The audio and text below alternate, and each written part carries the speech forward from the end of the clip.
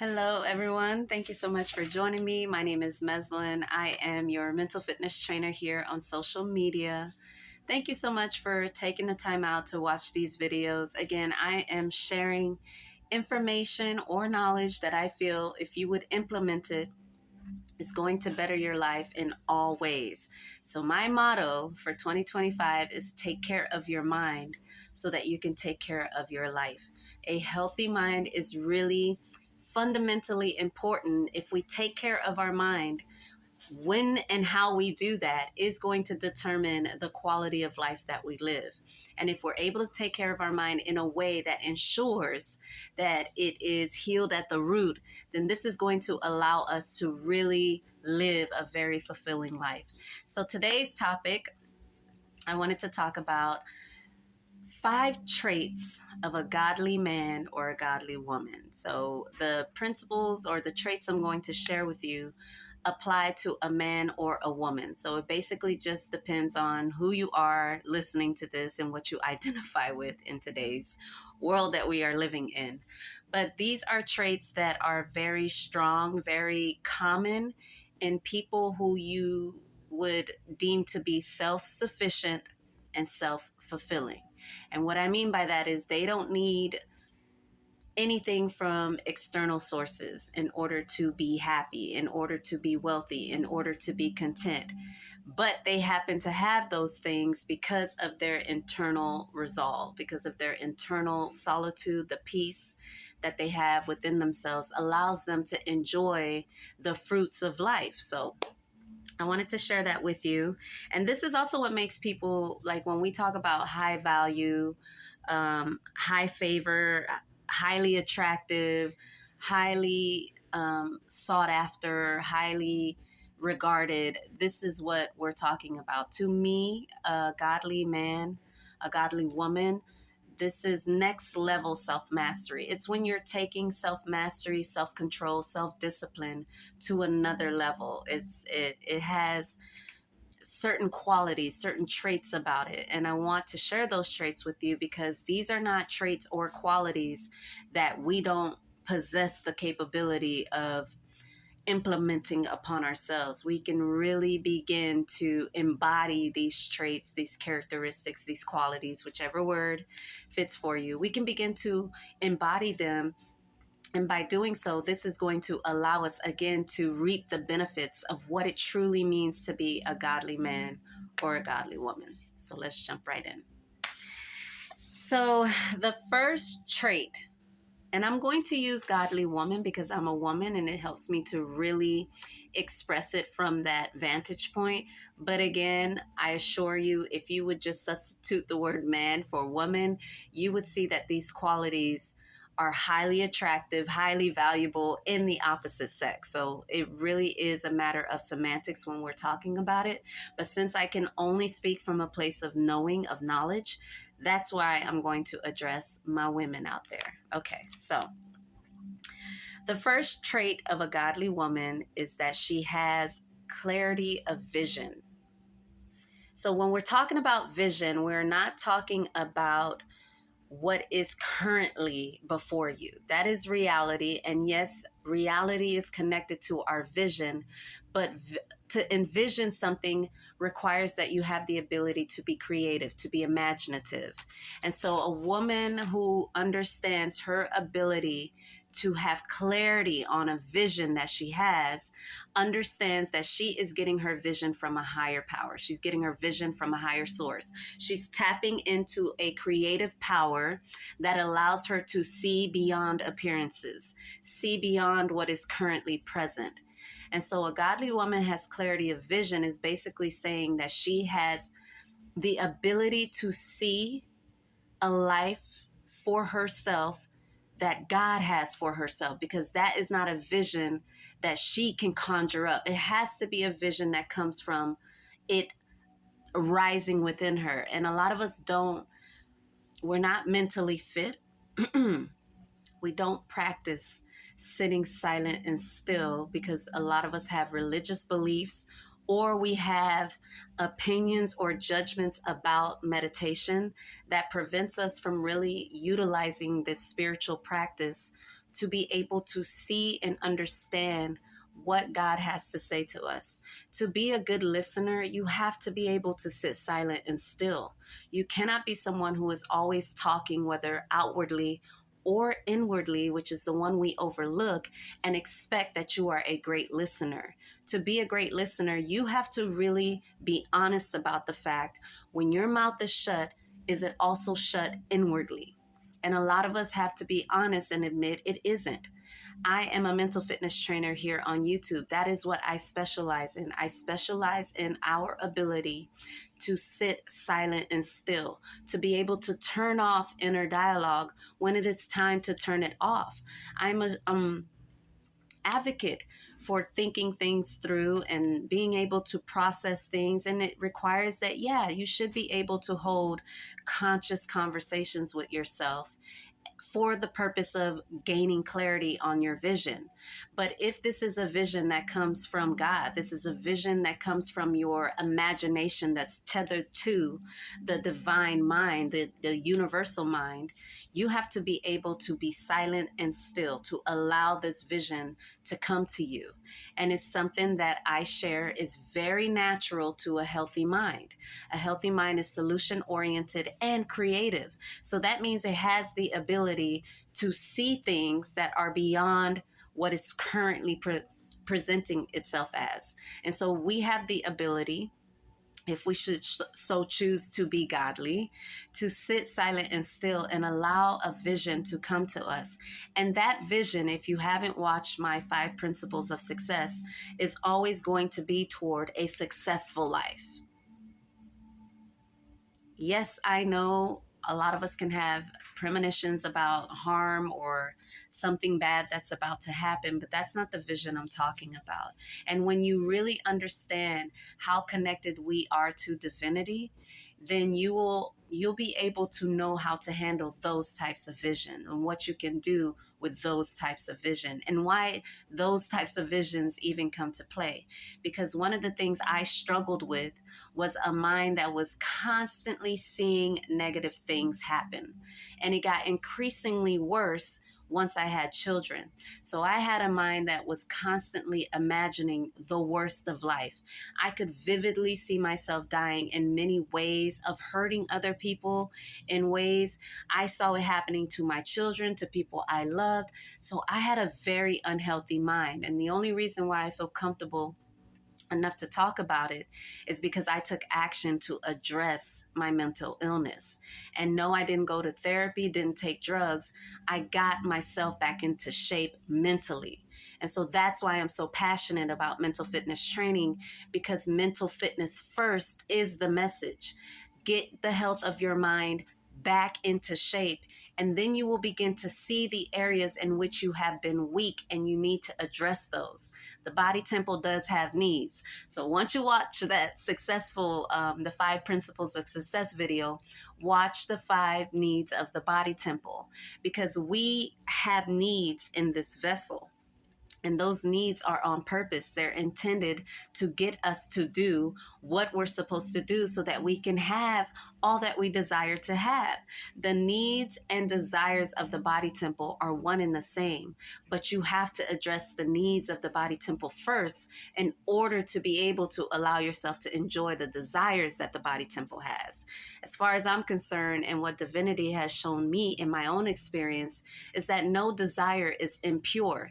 It's the mind. If your mind is impure, then the desire is going to be seen as impure, and you're either going to go about it unhealthy to fulfill that desire, or you're going to misinterpret what that desire is actually asking of us. And so clarity of vision is when you are able to see exactly what you want in your life, the type of people you want in your life, what you want to do with your life. When you have clarity of vision, you know what your purpose is here. You know what you need to do to manifest that purpose and to move in that, because true purpose is something that moves in truth. So you are already aware of what you need to do, what you need to let go, how you need to go about it. Clarity of vision is next level mental mastery. And it can be cultivated because we've all been given the gift of divine intelligence. We all have the gift of divine creativity, which requires our willingness to sit silent and still. So that is one of the first traits that a godly woman has. She has the ability to see beyond appearances, to see things that many people don't see in the moment, and to be able to know the source of that essence of what she's seeing. All right. Okay. Number two, the second trait of a godly woman is that she is a practitioner of faith. I love these traits. I mean, I'm telling you, I'm all about this life. Like, I should also mention, why do you want to be, well, I should, before, again, let me just take a quick second. Let's go back right quick. The reason why you want to be a godly woman, not only because these traits are extremely, like we said, attractive, valued, sought after, favored, but because a godly woman is self-sufficient and self-fulfilling, because she knows where her source of happiness, her source of health, her source of wealth, her source of contentment, she knows where that is coming from. And so she's not dependent. And I know I addressed it, but it's very important for me to mention that a godly woman is paid. She gets paid. She understands sales and marketing, putting together a package, a brand, because the gospel has to be shared. She is a part of the family business. And the family business is that God has called her to share a message, the gospel, a good news that, hey, not only are we designed to handle this life that we are given, that's what we're here to do. Like that is like that to me is like a revelation. That to me is like, yay. Because there was a point in time where I felt like not only could I not handle this life that I was given, but I felt like I didn't have all the necessary tools, the necessary equipment that I needed. And I was right, I didn't, because I was lacking fundamental information. I had belief systems taught to me by my religion, or not even by my religion, taught to me by people who didn't understand the religion. So they didn't understand God, and they were trying to teach me about God and had me all messed up in the head about it till I understood that no, being broke is not a godly thing. Being unhealthy is not a godly thing. It isn't. And I say this like from the depths of my soul with love. It is not a godly thing to be in toxic relationships, to not have loyal friends, loyal partnerships, divine allies. It is not godly to be discontent at any moment in our life. I'm talking about knowing that we go through some things. This is someone who has been the wrongdoer in relationships. I've been the wrongdoer. I've been the one committing the sin. I've been the one living a life of discontentment, but I've also been the victim too. I've played both sides of people hurting me, of doing my innocence wrong. And so I understand that trauma comes with this game. And it's necessary. The Creator has made it necessary that we be able to handle trauma. But the Creator has done that for the sole purpose of reminding us, I can bring you out of that. I can bring you out of that. And if you learn what I want you to learn from having gone through that, I'm going to make sure you never go through it again. Mental peace is our baseline. You never have to come out of your state of mental peace, contentment, if you so choose. But you do have to develop yourself into an individual who can be mentally at peace no matter what is or isn't happening. That is a skill. It's a skill that I am learning to master, that I'm sharing that we can master. And best believe you me, watch and see. Watch and see. Mental fitness training is my life. It is my passion. I take this mindset with me everywhere. Like, I'm ready to train anyone mentally because I'm ready to help people understand that our power is in the silence and stillness.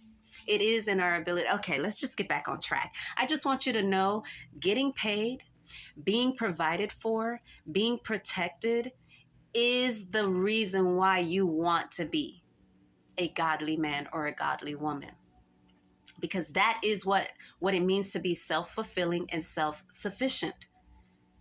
I can be in a relationship with my husband and be provided for, be protected, and still know that I am fulfilling my mission in that relationship of being self-sufficient. He don't ever have to worry about him getting sick, not being able to provide for the family. I'm here, I'm in this too. I'm in it too. And I am so loved as a godly woman that I can get paid for being in that relationship the way I was designed to be in it. I'm a very submissive woman when it comes to understanding what God intended for our role to be in a marriage. But God has also made it very clear, I'm supposed to be self-sufficient. I'm supposed to be self-fulfilling before I bring myself over to someone else and calling them my husband and calling myself a mother and calling myself a good daughter, a good sister, a good friend, a good citizen of society. I'm supposed to know that I'm to be self-sufficient and self-fulfilling, but I do have to accept the responsibility that comes with a lot of responsibility. It comes with a lot of self-discipline, the highest form of self-control. And most of us are not ready for it. That's why it turns a lot of people off when you understand what you have to be willing to let go of.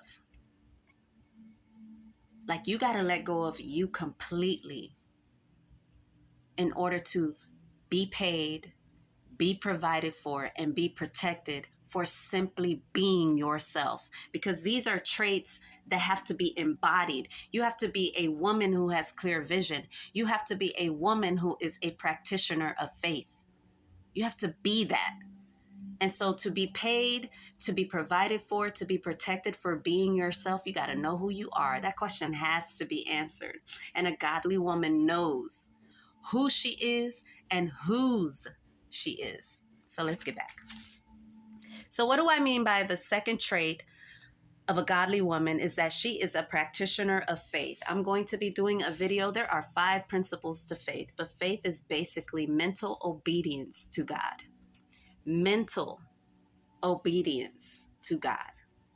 For you to be a practitioner of faith, you have to be mentally obedient to God. You have to be paying attention at all times, focused, loyal, giving, receiving, abiding, adhering, trusting. Like, it first has to be mental. And so that means God has to take precedence over everything and everybody. Yep. Over your husband, over your children, over your parents, over your purpose. God over everything. And that is hard to do in life because there's a understanding that has to be there. You have to know that you're designed to be that way, to keep God as your focal point while you deal with the day-to-day activities of life. But that can be difficult to do if you are not ready to be self-disciplined, if you're not ready to have control over your body, over your mind, over the way you speak, over the way you walk, over the way you talk. If you're not ready for that, it's very difficult to be a practitioner of faith because we will not address the first thing first, which is mental. And this is why I don't want to argue with religious people. Believe in God. Go ahead. If believing in God helps you live healthier, it helps you to take care of your body, it helps you to take care of your community, take care of your church because you're not broke, because you're not broken, then go ahead. But if your belief in God is not yielding the results that it's supposed to yield, then there is mental disobedience taking place. You are not as focused on God as you should be. And that's because, again, your religion is not your religion. Whoever is teaching you is not teaching you correctly. I am not here without mentors. I'm not sharing this without mentors. My mentor gave me a exercise to do, and I am still holding off on doing it because I gotta get there. But you're not here to be without guidance. People who are truly men and women of faith, they're light bearers. They keep the light on amidst the darkness.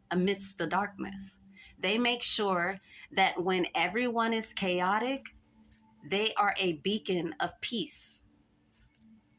When everyone is overwhelming and overly stimulating themselves, they remind us, take a moment. Don't you fall prey to misinformation, misunderstanding, misinterpretation. If your experience of life is not one of bliss, and by bliss, I don't mean like you always in this ha ha ha type of state, but being content, that is not, you can't fake being content. And the way that you are asked to be content in the context of faith, that's first and foremost, which means you got to address, where does the discontentment first take place? It takes place in the mind. And so if we don't learn to be great meditators, or in my case, a great mental fitness person, like you understand mental fitness, you practice mental fitness, and so you are training yourself to be someone who's mentally fit. If you don't do that first, you are going to struggle with your emotions.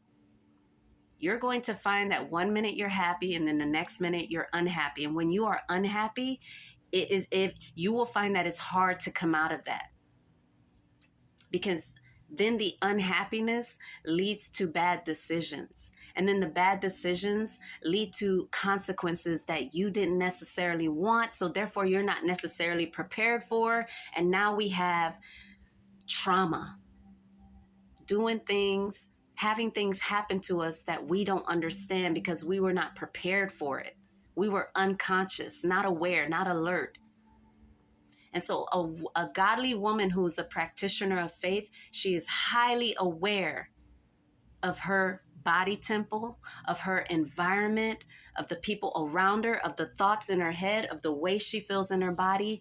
She is obedient to God, so that way she's able to see what she needs to see, because you're never going to be led astray when you're paying attention to God.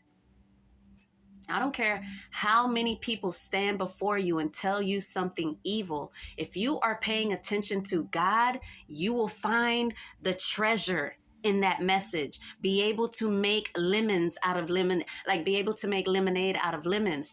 That is where soul food came from. That thing, that fried chicken, the chitterlings, and the heavy, the greasiness of food that we call soul food, it came from the fact that at one point they were giving us that intending to be insulting.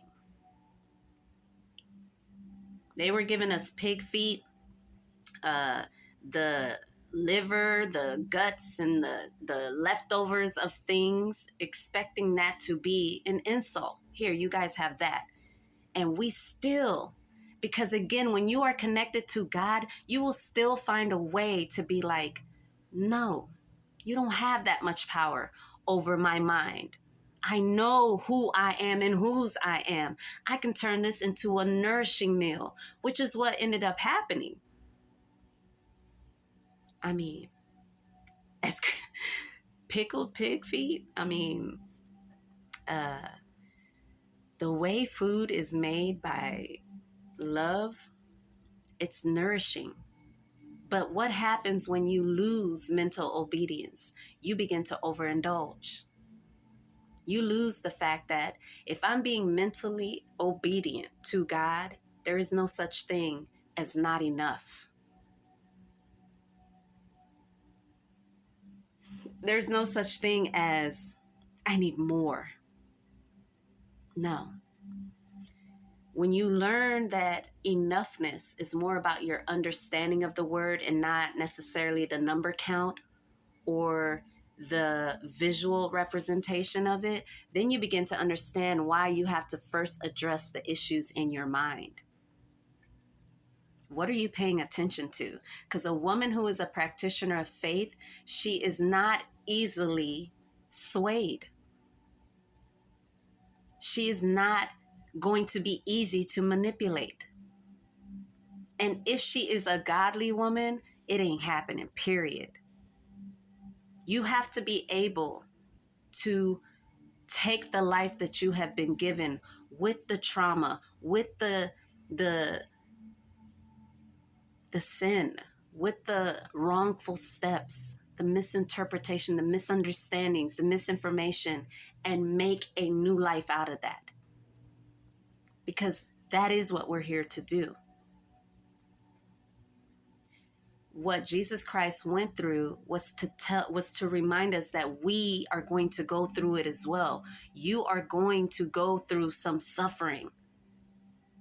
You are going to go through some traumas, and you have to understand that's a part of the game, because you do have to be born anew. But that's going to take faith. You have to trust that God would never put someone before your eyes with the intention of leading you astray. You either trust or you don't trust. You either know you are serving a powerful God or you are not. You either know that nothing is impossible to God or you don't. It's black and white over here. With a godly woman, it is black and white. You either trust or you don't. Because this is not a level of power that you can be wishy-washy with, that you can say, oh, it works for that, but it doesn't work for this. No, not true. And so we become practitioners of faith when we understand that faith is mental obedience to God. Mental. I'm specifically using the word mental because it's very important. We are paying attention to what we are paying attention to. Are you aware of what you're aware of? Are you aware that you're aware that that is a power that we have? Because wisdom comes from the ability to acquire information, implement information, and make a decision on whether or not that is a repeatable information I want to have.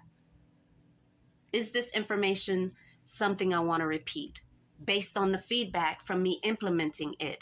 Don't be afraid of information. Don't be afraid of people telling you things. Don't be afraid of people using words with their own private agenda. It doesn't matter.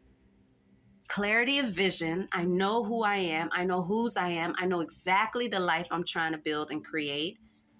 Practitioner of faith. I'm mentally obedient.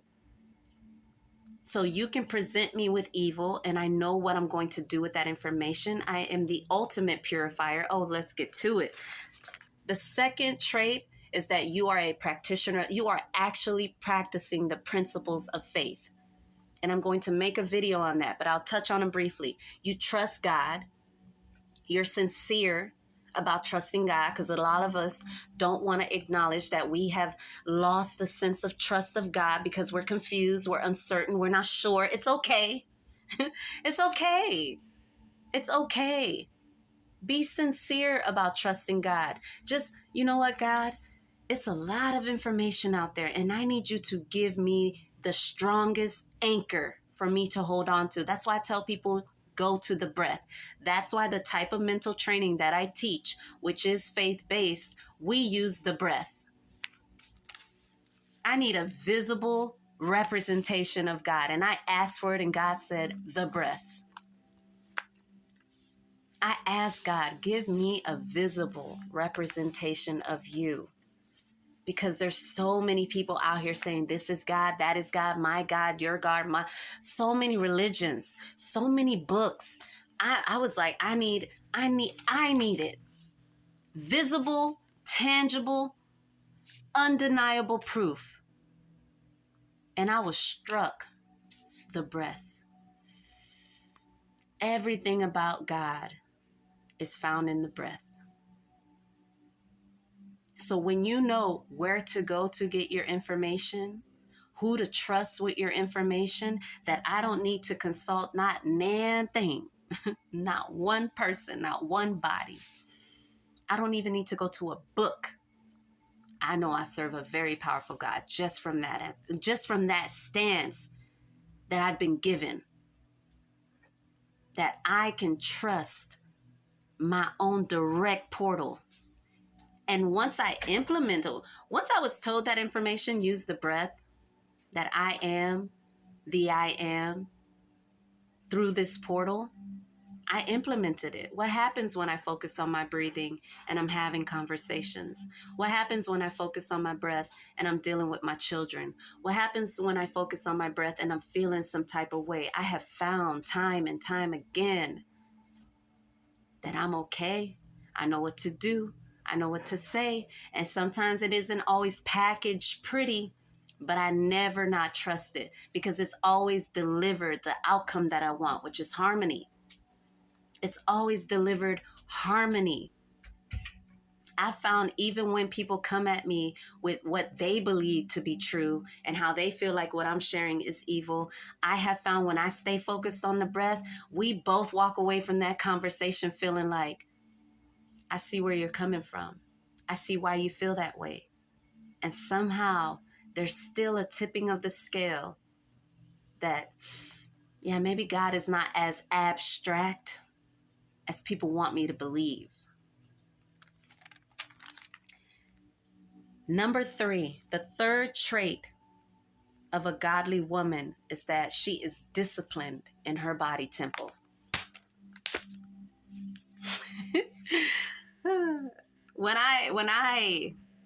This hit me in my core because I don't like working out. I don't like stretching. I don't like not eating when I want to eat. I don't like, sitting silent and still. I am someone like, I'm ready. Listen, you guys, let me tell you how God has used you guys for me. You guys have basically said, get yours together and then I'll come. Whew. So when I had to recognize I got to get great at being,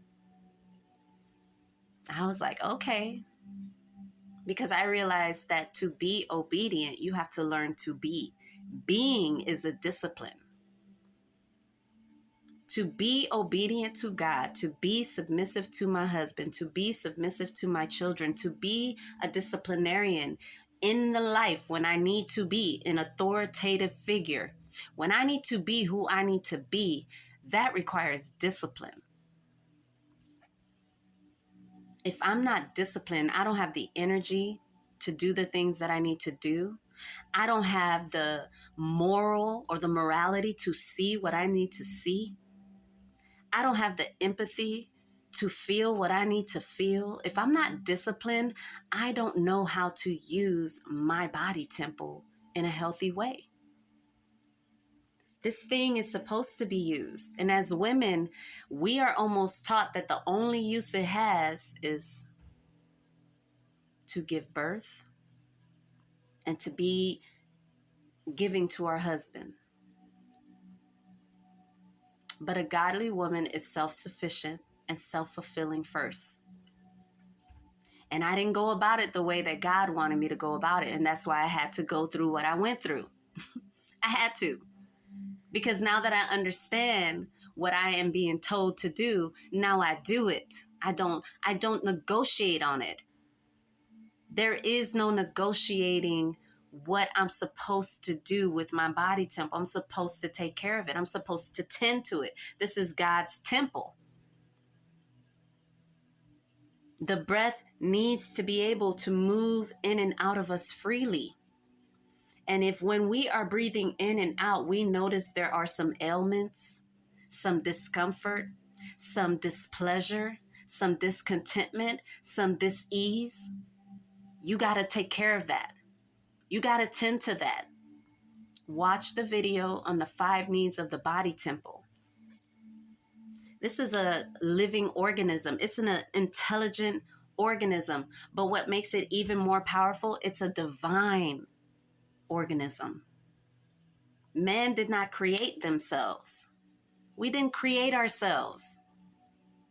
God created us. And so this temple is supposed to be taken care of. A godly woman is disciplined in her body temple. You are not going to talk her out of being healthy.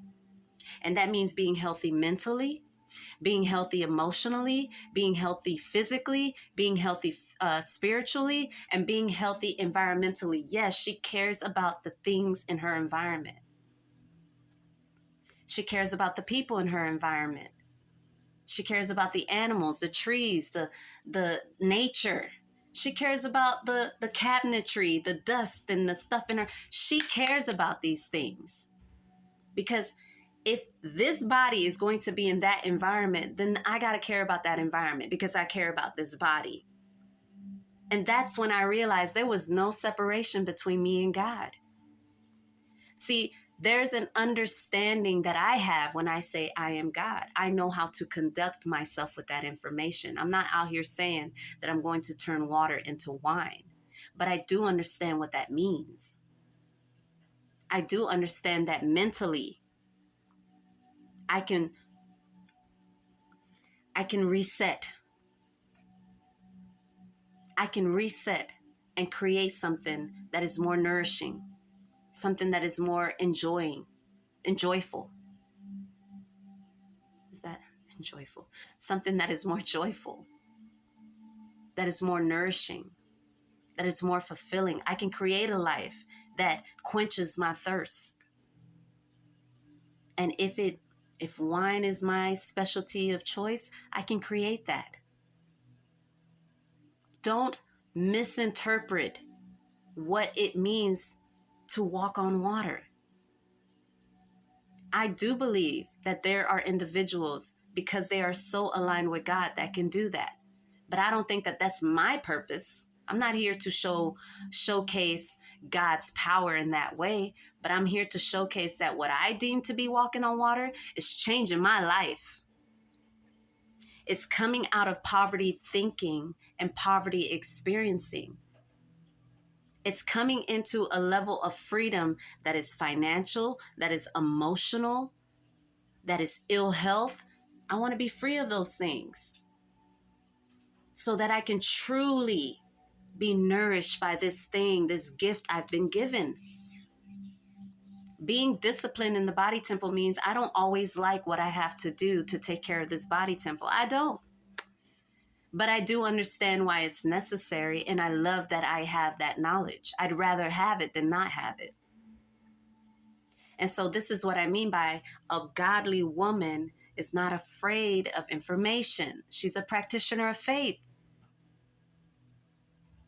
And so if I'm told, you got to take care of your mind, you got to be reading your scriptures, you have to be journaling, you have to be meditating, you have to be praying, done. If that's what I need to do to make sure that my mind is healthy, done. You have to be challenging yourself. You need to be creating. You need to be of service. If that's what I need to do, done. I'm going to start sitting down. Let me write the book. Let me create the courses. Let me start sharing some knowledge and information so I can get comfortable speaking. Done. You need to be able to preserve the body temple. So you got to work out. You got to stretch. You got to eat right. Done. I'm not going to argue. No. Done. Nothing that we truly get to enjoy is supposed to be easy. It's not. It's not supposed to be easy, but it's not supposed to be hard either. It's just supposed to be truth. That is what God is. That is what life is. God is not good or bad, easy or hard. It's truth. It is what it is. And so we have to develop a level of discipline that is in alignment with that truth. And a godly woman is disciplined in her body temple. She's not going to overindulge. When she's full, she's full. If she needs $1,000,000 for that house, she gets $1,000,000 for that house. If she needs $100 for this bill, she gets $100 for this bill. She always has enough.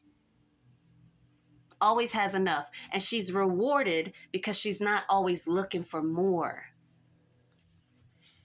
That hit me. She always has enough, and she's rewarded because she's not always looking for more.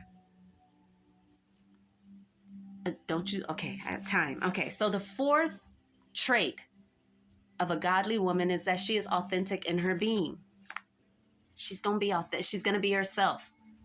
Because like I said, this is not about being a mother, a wife, a daughter, a mental fitness trainer, an author, an investor, a businesswoman, an entrepreneur, a friend, a sister, a cousin, an aunt, all of them.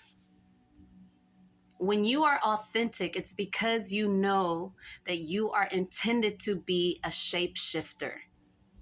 That is our uniqueness as human beings. I don't have to rip off this skin to be someone's mother. I don't have to rip off this body to be someone's wife. I don't have to change anything except my understanding of that role I'm playing. Here, this is where it's all taking place, our mental. But your mental is all of this, if that makes sense. It's not just your brain. It's how your brain is processing information. And for your brain to properly process information, your entire body temple has to be healthy. If you are being authentic, it's because you're not afraid of being fluid. You're not afraid to be what the moment requires. When I am in front of this camera, it's about discipline for me. I don't want to coddle you. I don't want to convince you. I just want to share with you, this is what needs to be done. What you do with this information, in my heart, I really do hope you implement it and see the feedback you get. Because that's the only way that this would ever make sense, is if you're willing to implement it. But what you do with it, that's not my concern. My concern is to be authentic, is to be obedient. And that's what I am being in the moment. Direct. Because I was very like, well, I don't know how they're going to receive this, but I know where I'm coming from. I know where I'm coming from. The breath is where I speak from. It's where I'm getting my information from. It's where I'm sharing from. And I'm telling you, this is where it changed for me. To be authentic means to be original to the moment. You ask me any question about life, I don't need a book to give you an answer. I know where to go to get that answer. Because the breath is life. So I know I'm going to go to life. I'm going to go right to life if you have a question about life. That's when you are authentic in your being. It's because you understand that you are spirit first. You are the breath first. You were breathed into. So that's first what you were, and then your body temple comes to life. Is that not true? Is that not true of our human experience? You're breathed into existence first.